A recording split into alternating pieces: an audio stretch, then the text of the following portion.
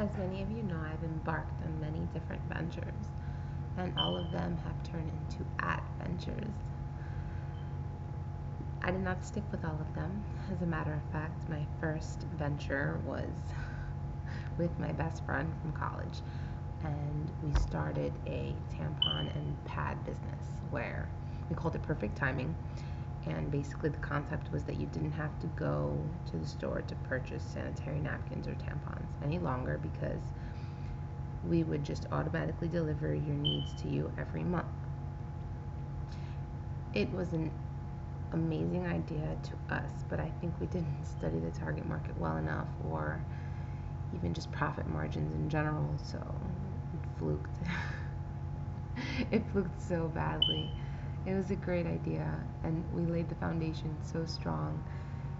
We spent money on all the things that really didn't matter, and we didn't invest enough time in actually building our business or believing enough in it, which led me to go into a completely different path. So I was working corporate for a while after that fail, and I wasn't happy.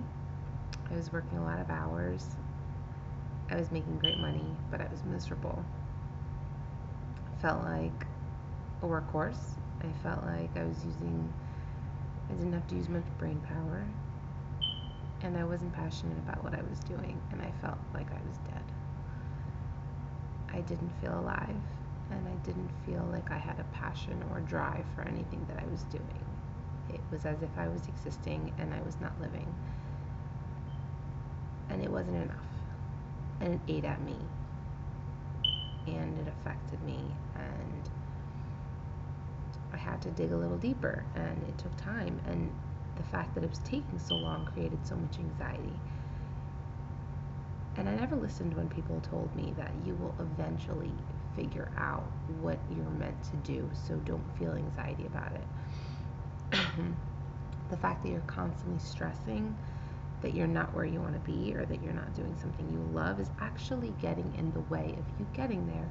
So wherever you are in this present moment is where you're supposed to be. And if you're stressing not about being there and not being somewhere else, you're really not taking in the moment to accept the lesson, to really embrace whatever you're supposed to be learning at that moment or where it's supposed to take you.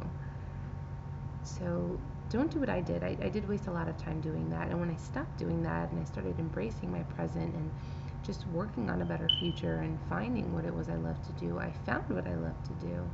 I stumbled upon it. And when you love what you do, you're great at it. I was pregnant with my daughter when I started wellness coaching, and I was making a killing. And I was pregnant. Like, my first thought was, I'm not going to hire a pregnant lady to wellness consult me, but it worked because it was what I loved and it was what I was good at.